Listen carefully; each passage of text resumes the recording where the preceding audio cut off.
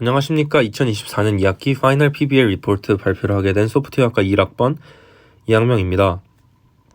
첫 번째 순서로는 교수님께서 강조하신 6가지의 개념에 대해서 설명하도록 하겠습니다. SVD 특이값 분해. 특이값 분해의 개념을 살펴보겠습니다. SVD는 주어진 행렬 A를 3개의 행렬로 분해하여 원래 행렬을 쉽게 해석할 수 있도록 합니다. 이 분해는 특히 직교성과 대각성의 성질을 활용해 행렬의 구조를 이해하고 이를 다양한 응용에 사용할 수 있습니다. SV는 다음과 같은 3가지 요소로 이루어집니다. 직교행렬, 유행렬. U는 n/m 크기 직교행렬로 A의 왼쪽 특이 벡터로 이루어져 있습니다. 이는 A의 열벡터 공간을 나타내며 벡터들끼리 직교하는 성질을 가집니다. 직교행렬, V행렬. V는 n/n 크기의 직교행렬로 A의 오른쪽 특이 벡터로 이루어져 있습니다. V 트랜스포즈는 A의 행벡터 공간을 나타내며 역시 벡터들끼리 직교하는 성질을 가집니다. 대각행렬, 시그마행렬. 시그마는 n/n 크기의 대각행렬로 A의 특이값이 대각선에 위치합니다. 특이값은 A의 크기와 방향을 나타내며 행렬 A의 행렬식이나 순위에 대한 중요한 정보를 제공합니다. 시그마의 대각선에 있는 값들은 항상 0 이상의 실수이며 이를 특이값이라고 부릅니다. 다음 개념은 경사하관법입니다. 경사하관법은 최적화 알고리즘 중 하나로 주어진 함수의 최소값을 찾기 위해 사용됩니다. 이 방법은 특정 함수가 정의된 공간에서 시작하여 함수의 기울기를 따라 가장 낮은 값을 찾아가는 방식입니다. 경사하관법은 특히 머신러닝, 딥러닝, 통계 모델의 학습 과정에서 널리 사용되며 손실 함수를 최소화하는 파라미터를 찾는 데 중요한 역할을 합니다. 경사하관법의 과정은 다음과 같습니다. 초기 파라미터 설정, 시작점을 무작위로 설정하거나 주어진 특정 값에서 시작합니다. 기울기 계산, 현재 파라미터 값에서 함수 기울기를 계산합니다. 파라미터 업데이트, 파라미터를 기울기 반대 방향으로 이동시키면서 업데이트합니다. 이때 이동량은 합습률에 의해 결정됩니다. 수렴 여부 확인, 업데이트된 파라미터 값이 더 이상 크게 변하지 않거나 기울기가 0에 가까워질 때 알고리즘이 수렴했다고 판단하고 종료합니다. 공분산 행렬의 개념. 공분산 행렬은 다변량 데이터의 분포와 상관관계를 파악하는 데 유용한 도구입니다. 이 행렬은 각 변수의 분산과 두 변수 간의 공분산을 통해 변수 간의 상관관계를 정량적으로 나타냅니다. 대칭성. 공분산 행렬은 대칭 행렬입니다. 대각선 위의 값은 각 변수의 분산이 됩니다. 양의 정부어성. 모든 고유값이 양수인 경우, 즉 양의 정부 행렬을 형성하면 변수 간의 관계가 양의 선형 관계로 나타납니다. 이는 통계적 분석이나 기계학습 모델에서 매우 중요합니다. 주성분 분석. 기말 범위에서 가장 중요했던 주성분 분석에 대해서 설명해 보도록 하겠습니다. 주성분 분석은 데이터의 차원을 축소하는 기법으로 데이터의 분산이 가장 큰 방향을 나타내고 데이터를 해당 방향으로 투영하여 정보를 최대한 보존하면서 데이터의 복잡성을 줄이는 방법입니다. 주성분은 데이터의 공분산 행렬의 고유벡터로 정의됩니다. 각 주성분의 크기는 고유값으로 나타내며 고유값은 데이터 분산 비율을 설명합니다. 주성분 분석의 계산. 주성분 분석의 계산은 다음과 같습니다. 데이터 정규화. 각 변수 xi를 평균이 0, 분산이 1이 되도록 정규화합니다. 공분산 행렬 계산. 정규화된 데이터 x에 대해 공분산 행렬 c를 계산합니다. 고유값 분해. 공분산 행렬 c의 고유값 람다와 고유벡터 v를 구합니다. 주성분 선택. 고유값이 큰 순서대로 고유벡터를 선택하여 차원을 축소합니다. 일반적으로 총 분산의 90% 이상을 설명하는 주성분만을 선택합니다. 데이터 투영. 데이터를 선택된 주성분 축 V로 투영합니다. 다음으로 인공신경망에 대해 설명하겠습니다. 인공신경망은 생물학적 신경망에서 영감을 받아 개발된 기계학습 모델로 입력 데이터를 처리하고 학습하기 위해 비선형 함수와 계층적 구조를 사용합니다. 이를 통해 복잡한 패턴을 학습하거나 예측할 수 있습니다. 인공신경망은 노드 또는 뉴런이라고 불리는 계산 단위들로 구성되며 이들은 서로 연결되어 입력에서 출력으로 데이터를 전달합니다. 뉴런 간 연결은 가중치로 표현되며 각 가중치는 데이터의 중요도를 나타냅니다. 또한 뉴런에는 편향이 추가되어 모델이 더 유연하게 학습할 수 있도록 합니다. 5차 역전파법 5차 역전파법은 인공신경망 학습에서 핵심적인 알고리즘으로 손실함수 L에 대한 가중치 W의 기울기를 계산하여 경사하관법을 통해 가중치와 편형을 조정합니다. 이 과정은 모델이 점진적으로 출력 오차를 줄이고 데이터에 적합한 상태로 학습하도록 합니다. 순전파 손실함수 L을 계산합니다. 역전파 체인룰을 사용하여 각 가중치에 대한 기울기를 계산합니다. 가중치 업데이트 경사하관법을 사용해 가중치를 업데이트합니다.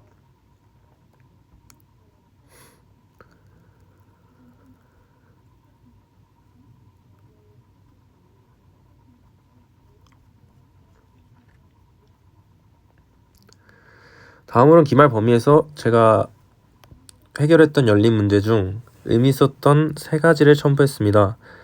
열린 문제 5-5에 대한 저희 토의 내용입니다. 인공신경망과 5차 역전파법에 대한 제가 이해한 내용을 공유하겠습니다. 이 과정에서 기말 보고서를 작성하며 팀원들과 함께 학습하고 CS311N의 강의 4강을 추가적으로 첨부하여 내용을 정리했습니다. 첫 번째, 인공신경망의 구조. 인공신경망은 데이터 학습을 위해 설계된 다층 구조를 가지며 크게 세 가지 층으로 구분됩니다. 입력층, 데이터를 처음 받는 층입니다. 은닉층, 데이터를 변환하여 패턴을 학습하는 중간 단계로 비선형 활성함수를 통해 복잡한 관계를 학습합니다. 출력층, 학습 결과를 예측값으로 출력합니다. 레이어가 많아질수록 데이터 처리 능력이 향상되며 이를 심층 신경망이라고 부릅니다. 활성함수의 역할. 활성함수는 신경망에 비선형성을 도입합니다. 대표적으로 어리-LU, 시그모이드, 하이퍼탄젠트 등이 사용됩니다.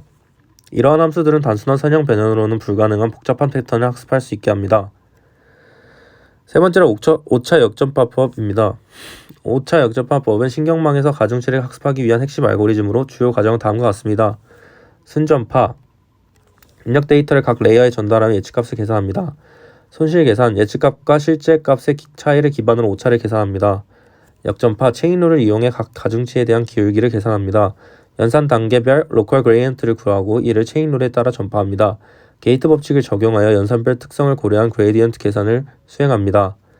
가중치 업데이트, 계산된 기울기를 기반으로 신경망의 가중치를 조정하며 학습이 진행됩니다. 자커비안과 역전파에서의 활용. 벡터 형태의 입력에서는 역전파 과정에서 자커비안 행렬을 사용합니다. 자커비안은 입력 변수의 변화가 출력에 미치는 영향을 나타내는 행렬입니다. 이를 통해 다차원 데이터의 관계를 효과적으로 학습할 수 있습니다. 다음은 간단한 학습 코드 구현 예제입니다. 다음은 XOR 문제를 해결하기 위해 작성된 간단한 인공신경망 코드입니다. 코드 실행 결과는 다음과 같고 이를 통해 단순한 신경망이 XOR과 같은 비선형 문제를 학습할 수 있음을 확인했습니다.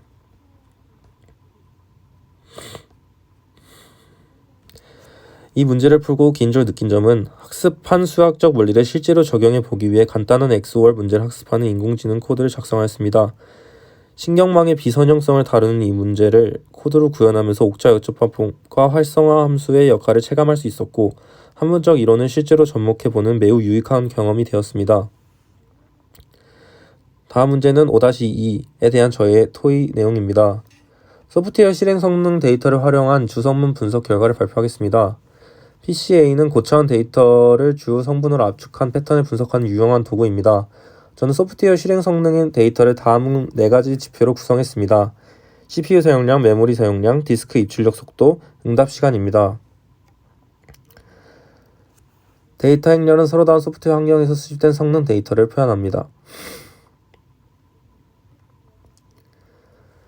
PCA 분석 결과, PCA를 통해 4가지 지표를 주요 성분으로 축소하였고 주요 결과는 다음과 같습니다. 첫 번째 주성분이 데이터 분산의 약 92.7%를 설명하여 주요 정보를 가장 압축하는 데 가장 유용했습니다. 두 번째 주성분이 나머지 7.3%를 설명했습니다. PC1의 특징, CPU 사용량, 메모리 사용량, 디스크 입출력, 응답 시간이 모두 균형 있게 기여하며 소프트웨어 성능의 공통 패턴을 반영합니다. PC2의 특징, 디스크 입출력과 응답 시간 간의 상관성을 강조합니다.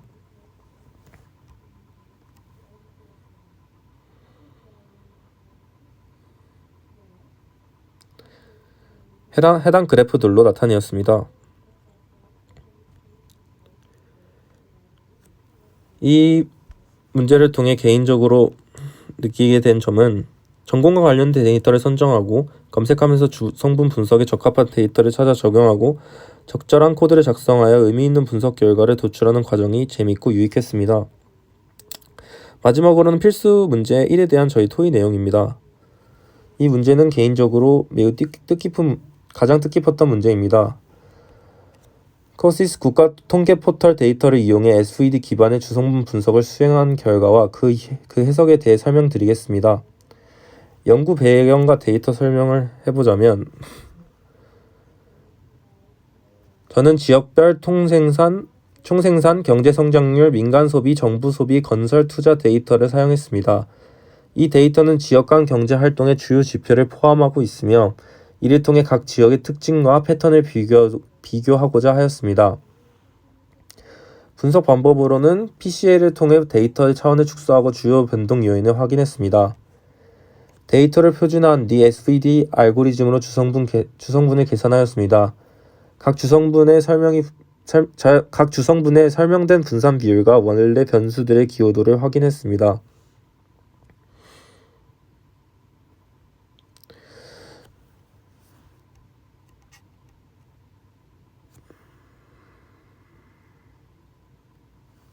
결과를 해석해보자면 PC1은 전체 데이터 변동의 약 49%를 설명하며 지역 간 총생산과 민간 소비의 차이가 주된 요인임을 보여줍니다. PC2는 약 22%의 변동을 추가로 설명하며 정부 소비와 건설 투자와 같은 정책적 요인의 영향을 받았습니다. PC1 총생산 민간 소비가 강하게 기여하여 경제적 규모 차이를 반영합니다. PC2 정부 소비와 건설 투자와 관련된 변동 요인을 강조합니다. PC1과 PC2의 투영 결과 서울은 PC1 값이 가장 높아 총생산 및 민간 소비 측면에서 두드러진 경제 중심지임을 보여줍니다. 광주는 PC2에서 특징적인 패턴을 보이며 정부 소비와 건설 투자가 경제 활동에 크게 기여하고 있음을 나타냅니다.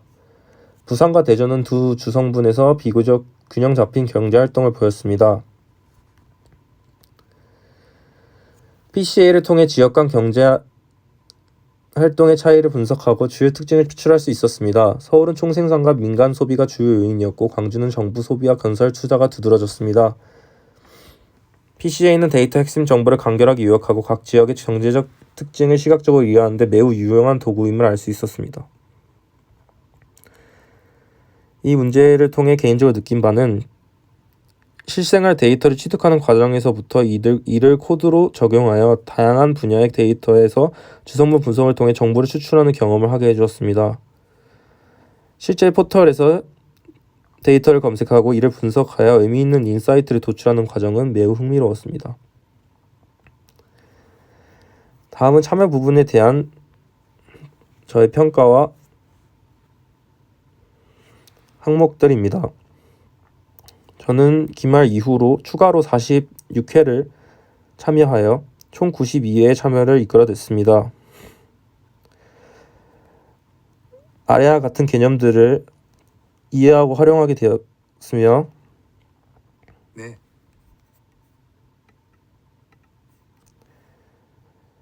개인 동료와 같이 본 강좌를 학습하면서 배우거나 느낀 점은 처음에는 개념을 정리하고 이해하는 데 집중했다면 이제는 그 개념들을 실생활에 밀접하게 적용하는 데 초점이 맞춰졌습니다. 필수 열린 문제 1이나 5-2처럼 실용적이고 실제 데이터에 기반한 문제들은 더욱 흥미로웠고 이를 통해 이론적 학습이 어떻게 현실 세계와 연결될 수 있는지에 대해 깊이 고민하게 되었습니다. 마지막으로 교수님께서 제공해주신 다양한 자료와 피드백 덕분에 이론에 대한 자신감뿐만 아니라 문제 해결 능력도 한층 더 강화되었습니다.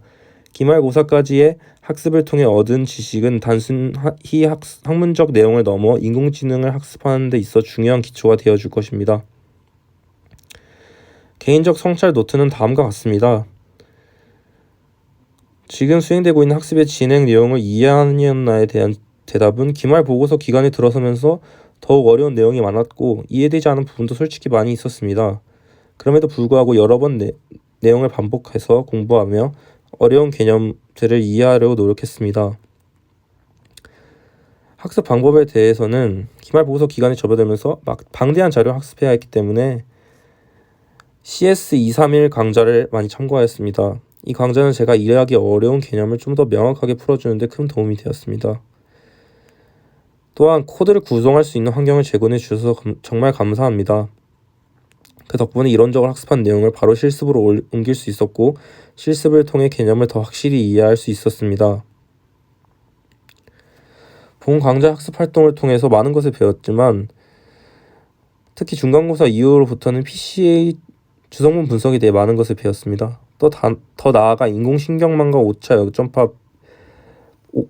역전파법의 기본 알고리즘에 관련된 수학적 개념들을 학습했습니다. 다른 동료들로부터는 상호작용을 하며 지식 공유를 하였고 이를 넘어 저를 더욱 끈기 있고 주도적으로 학습할 수 있게 하는 원동력이 되었습니다.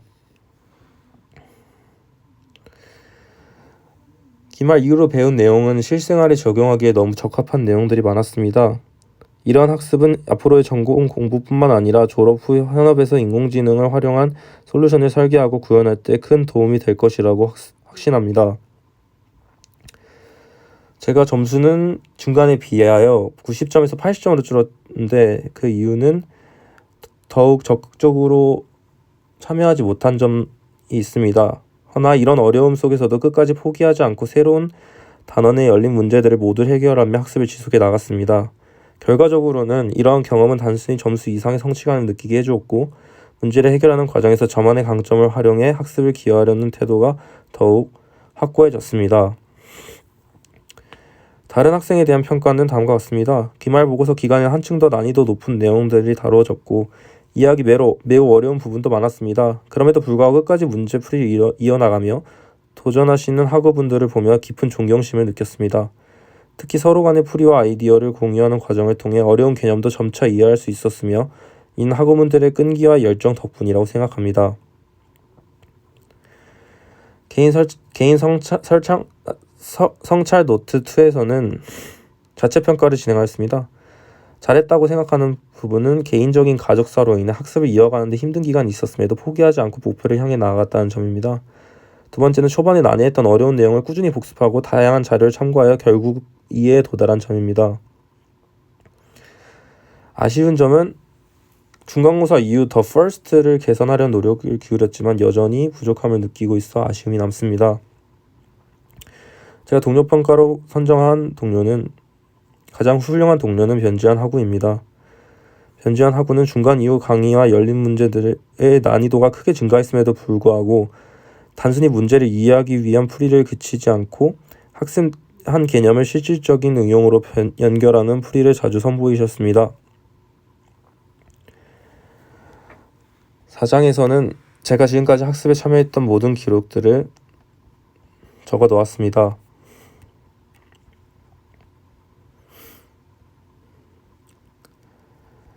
각 풀이마다 깨달은 점을 얘기해 보자면 5-1 열린 문제에서는 SVD와 PCA의 연결에 대해서 배웠습니다.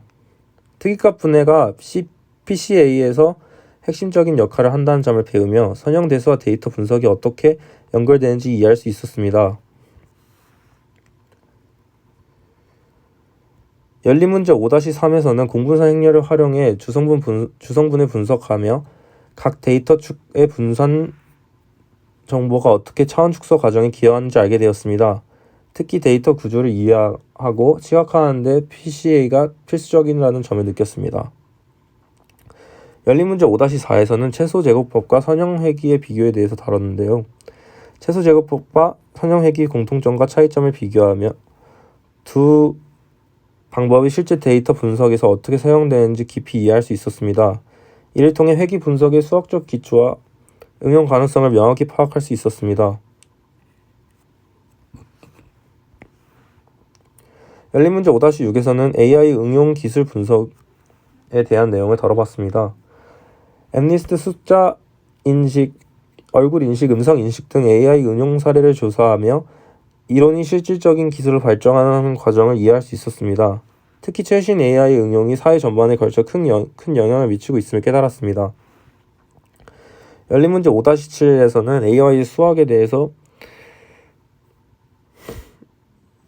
알아보았습니다. AI 활용되는 수학의 중요성을 배우며 선형대수 확률 통계 최적화 이론이 AI 기술에 얼마나 깊이 관여하는지 이해할 수 있었습니다.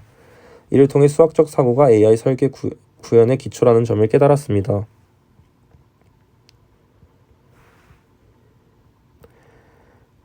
다음으로 프로젝트에 관해서 이야기해 보겠습니다. 프로젝트는 제가 이번 보고서 작성에서 가장 재밌었던 부분입니다. 제가 고안해낸 프로젝트 이름은 AI 기반 의류 코디 추천 시스템입니다. 향후 소프트웨어 엔지니어로서 해당 프로젝트를 개발할 의향이 있습니다. 목적 및 목표는 본 프로젝트는 사용자가 제공하는 의류 이미지 또는 바코드 기반으로 날씨 및 사용자 상황에 최적화되는 의류 코디를 추천하는 인공지능 시스템을 개발하는 것입니다. 사용자는 자신의 옷을 손쉽게 시스템에 등록하고 날씨 일정 활동 등을 반영한 맞춤형 의상 추천을 받을 수 있습니다. 최종 목표는 사용자의 편의성을 높이고 일상적인 의상 선택을 혁신적으로 변화시키는 것입니다. 주요 기능으로는 의류 등록, 옷 사진 촬영 혹은 바코드 스캔을 통해 의류 정보를 등록하고 날씨 기반 추천, 사용자의 지역 날씨에 맞는 의류 코디를 추천합니다. 상황 기반 추천, 일정과 장소를 기반으로 한 최적의 의류 코디를 제공합니다. 마지막으로는 개인화된 코디 제안, 사용자 선호도와 이전 선택을 기반으로 한 맞춤형 추천이 있습니다. 이 프로젝트를 향후 개발하여 세상을 바꾸고 싶습니다.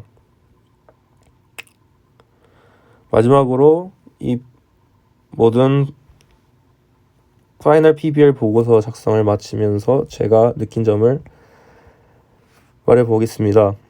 중간 이후 해결했던 열린 문제들과 강의 내용은 제 전공과 관련된 주제들을 심도 있게 다룰 수 있는 기회였습니다. 특히 필수 열린 문제 1을 통해 실제 데이터를 사용해 SVD 기반 PCA를 실습한 경험은 데이터 분석 능력에 가장 큰 도움이 되었습니다. 열린 문제와 토론형 수업을 통해 AI 관련된 수학적 원리를 지속적이고 자기주도적으로 탐구할 수 있었습니다. 덕분에 단순한 이론에 머무르지 않고 실제 데이터 분석과 알고리즘 구현까지 이어지는 학습 경험을 얻을 수 있었습니다. 또한 프로젝트를 구성하며 아이디어를 실제 알고리즘에 접목시키고 구체적인 계획을 세우는 과정이 무척이나 즐거웠습니다. 특히 계획을 세우며 필요한 기능에 맞는 알고리즘을 검색하고 이해하는 과정에서 수업에서 배운 내용이 큰 도움이 되었습니다. 이를 통해 현실적인 제약 속에서도 창의적인 접근 방법을 고민하고 이를 해결책으로 발전시키는 과정에서 많은 배움을 얻었습니다. 이번 과정을 통해 AI 개발자로서 필요한 수학적 기초를 튼튼히 다질 수 있었으며 이러한 학습 기회를 제공해 주신 교수님께 깊이 감사드립니다. 이상으로 저희 발표를 들어주셔서 감사합니다.